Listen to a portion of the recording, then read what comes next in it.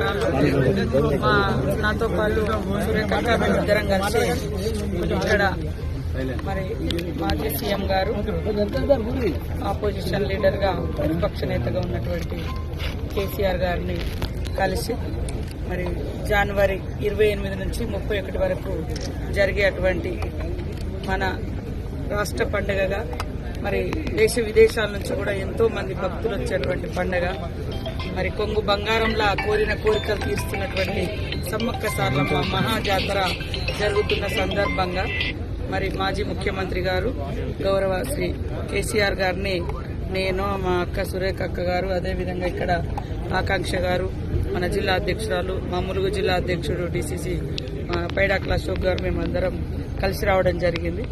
వారు మొన్న అసెంబ్లీలో అందరి ఫ్లోర్ లీడర్లకు అదేవిధంగా ఎమ్మెల్యేస్కి అందరికి కూడా ఆహ్వానం పలకడం జరిగింది.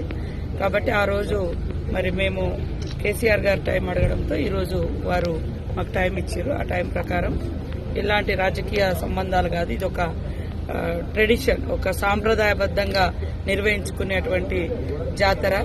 ఆదివాసీ బిడ్డలుగా పుట్టినటువంటి సమ్మక్క సారలమ్మలు కానీ ఈ రాష్ట్రంలో కానీ పక్క రాష్ట్రాల్లో కానీ అందరి దేవులుగా ఒక కులము మతము ప్రాంతము అనేటువంటి తేడా లేకుండా మరి అందరి కోరిన కోరికలు తీర్చే తల్లులుగా ఉన్నారు. కాబట్టి ఈ యొక్క మహాజాతరకు మేము ఆహ్వానించడం జరిగింది. వారు అదేవిధంగా కేసీఆర్ గారు వారి సతీమణి శోభమ్మ గారు కూడా ఇద్దరు కూడా కూర్చొని మేము ఇచ్చినటువంటి ఆహ్వానాన్ని స్వీకరించడం జరిగింది. అదేవిధంగా పట్టు వస్త్రాలను కూడా మేము దేవుని తరఫున వారికి అందించడం జరిగింది.